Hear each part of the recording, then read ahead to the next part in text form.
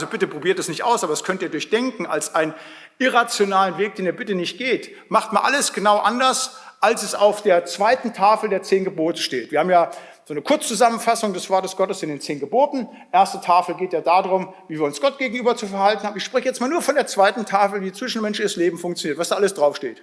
Du sollst Vater und Mutter ehren, auf dass du lange lebst im Lande, das der Herr dir gibt. Wenn du deine Eltern schlecht behandelst, wenn du sagst, pass mal auf, sobald die gebrechlich sind, sofort ab ins Altersheim, ich will nicht mehr, dann musst du dich nicht wundern, dass deine Kinder genauso an dir irgendwann in 30 Jahren handeln. Wenn da drin steht, du sollst nicht Ehe brechen, das mache ich mal ganz anders, ne?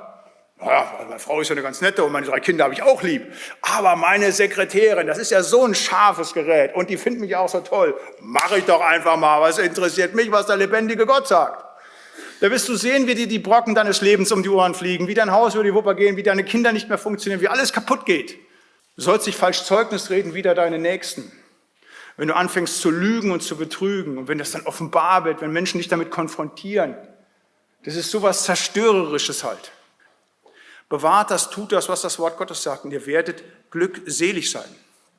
Noch einmal, diejenigen, die nicht Wiedergeborenen sind, bitte, nehmt euch das zu Herzen. Ihr dürft gerne gleich kommen zu mir, ihr dürft gerne kommen zu einem der Verantwortlichen in der Gemeinde, das Gespräch suchen.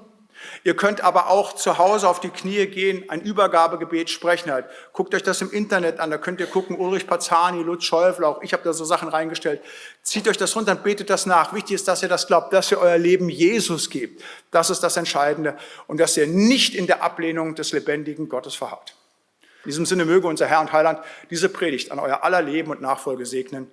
Amen.